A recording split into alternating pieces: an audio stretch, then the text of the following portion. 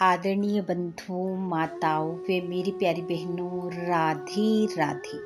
आपका हमारे इस YouTube चैनल पर बहुत बहुत स्वागत है। बंधुओं, आज हम इस वीडियो में माघ पूर्णिमा का महत्व व पूर्णिमा तिथि पर सुनी जाने वाली कथा कहानी सुनेंगे, जिसे सुनने सुनाने से भगवान श्री हरि की कृपा से मनुष्य को सुख, संतति व सौभाग्य की प्राप्ति होती है।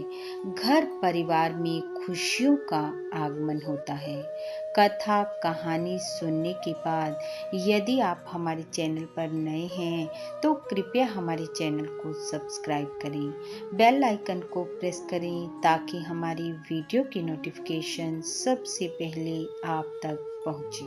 वीडियो को शेयर व लाइक भी जरूर करें। बंधुओं, माघ माह की पूर्णिमा तिथि अपने आप में एक विशेष महत्व रखती है। माघ स्नान का यह अंतिम दिन होता है। माघ माह में किए जाने वाला स्नान बड़े बड़े पापों को नष्ट कर पुण्य फलों को देने वाला है। यदि फिर भी किसी कारणवश या दैनिक व्यस्तता के कारण मनुष्य पूरे महास्नान, दान, जप व तप करने में सक्षम न हो तो माघ पूर्णिमा के दिन सुबह जल्दी उठकर किसी पवित्र नदी, सरोवर या तालाब पर स्नान कर, पूजा पाठ कर, मंदिर में व जरूरतमंदों को दान कर पूरे माघ माह के स्नान, दान, जप तप का फल प्राप्त कर सकता है। पुराणों के अनुसार शीतल जल कहता है कि माघ माह में जो मनुष्य सूर्य उदय से पहले मुझ में स्नान करता है उसके बड़े से बड़े पापों को मैं तत्काल नष्ट कर उसे शुद्ध व पवित्र कर देता हूँ। परंतु सूर्य के मकर राशि में रहने पर या पूरे माघ माह में भाग्यशाली ही स्नान कर सकता है।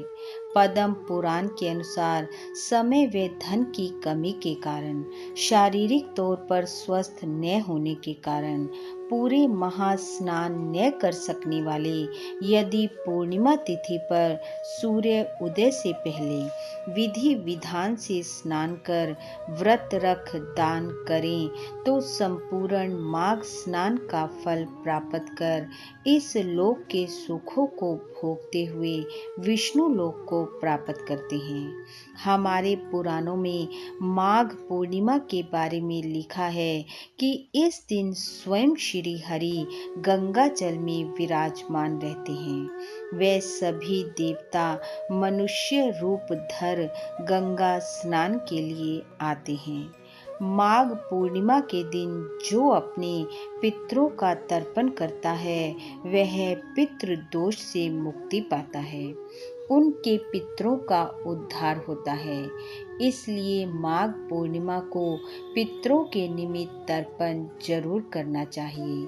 पितरों के निमित्त दान करें, भूखों को भोजन करवाएं, जरूरतमंदों को अन्न, वस्त्र, तिल, कंबल, कपास, गुड़, घी, जूता, छाता, फल आदि दक्षिणा के साथ अवश्य दें।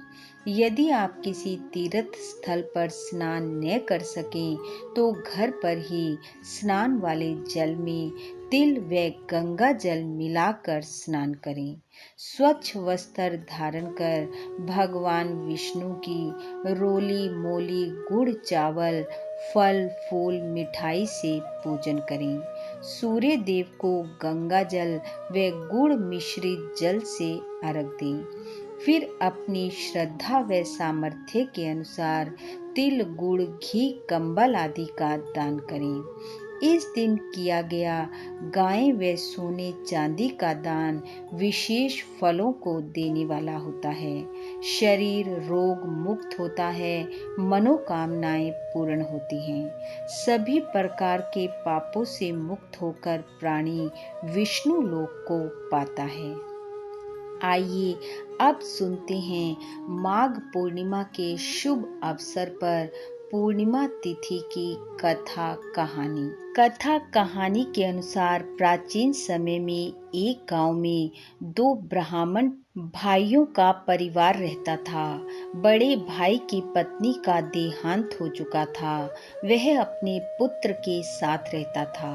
ब्राह्मण भगवान विष्णु का भक्त था और पूजा पाठ कर जो आमदन होती थी उससे वह अपना गुजारा किया करता था। एक समय अचानक वह ब्राह्मण रोगग्रस्त होने के कारण मृत्यु को प्राप्त हो गया। अब उसका पुत्र अकेला पड़ गया। माता पिता की मृत्यु के बाद उसके चाचा चाची ने भी उसे घर से निकाल दिया। वह अकेला भटकता भटकता गांव से बाहर निकल गया और एक पीपल के वृक्ष के नीचे बैठ गया।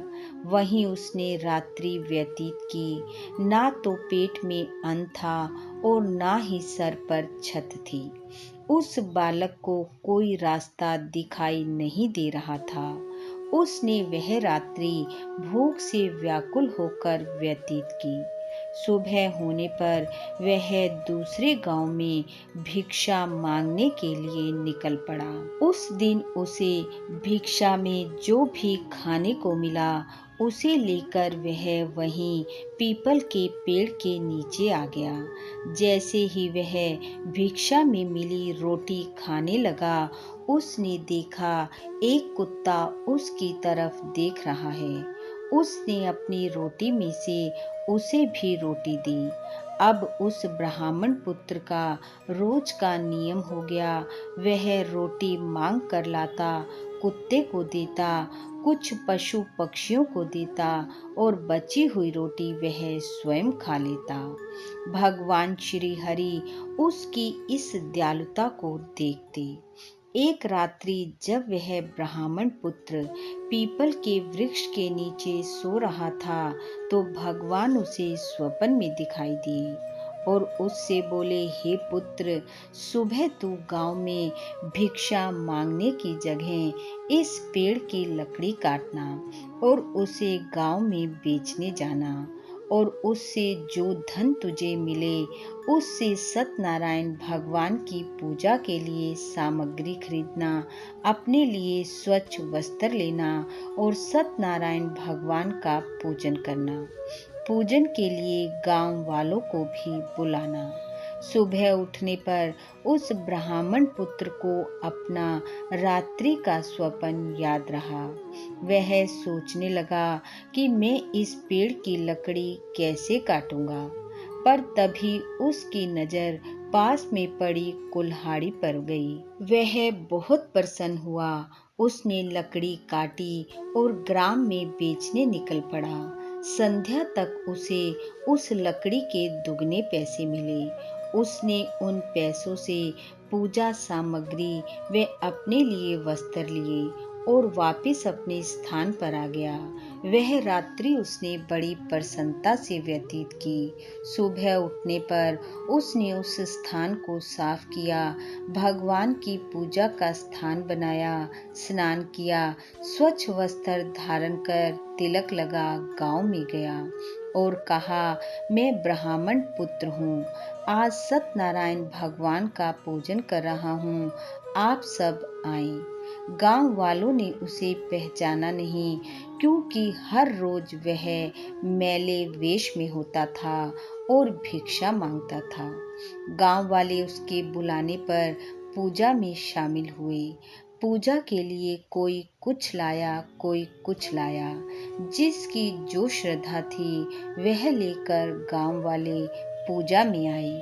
सत्यनारायण भगवान का पूजन कर प्रसाद ले गांव वाले वापस अपने घर चले गए और विचार करने लगे कि ये तो बहुत ही कुशल बुद्धि वाला ब्राह्मण पुत्र है। दूसरे दिन गांव वाले ब्राह्मण पुत्र के पास आए और पूछा, हे ब्राह्मण पुत्र, तुम्हारे पास आजीविका का क्या साधन है? उसने कहा कि भिक्षा मांगकर मैं अपना जीवन यापन करता हूँ। ब्राह्मण पुत्र की बात सुनकर गांव वालों में भगवान श्री हरि की कृपा से दया का भाव उत्पन्न हुआ। सभी ने एक स्वर में कहा, हमारे गांव में कोई मंदिर नहीं है। तब सब गांव वालों ने मिलकर वहां श्री हरि भगवान का मंदिर बनवाया, जहां वह ब्राह्मण पुत्र प्रतिदिन भगवान की पूजा अर्चना करने लगा, ग्राम वासियों को कथा सुनाने लगा। कुछ समय बाद ब्राह्मण पुत्र का घर बना। भगवान की कृपा से उसके घर में खूब धन धान्य हो गया तथा कुछ समय बाद उसका विवाह एक संपन्न घर की कन्या के साथ हुआ। सत्यनारायण भगवान की कृपा से उसे पुत्र रतन की प्राप्ति हुई और उसके परिवार वाले भी अपने किए की क्षमा मांगने उसके पास आए। उसने उन्हें क्षमा किया और फिर सत्यनारायण भगवान की कृपा से सभी सुखों को भोगता हुआ अंत में वह स्वर्ग लोक को प्राप्त हुआ। बोलो सत्यनारायण भगवान की जय। बोलो भगवान श्री हरि की जय। बंधु, भगवान श्री हरि की कृपा आप व आपके परिवार पर सदैव बनी रहे। आपका घर आंगन खुशियों से महकता रहे। इन्हीं शुभकामनाओं के साथ आप सबका बहुत बहुत धन्यवाद। राधे राधे।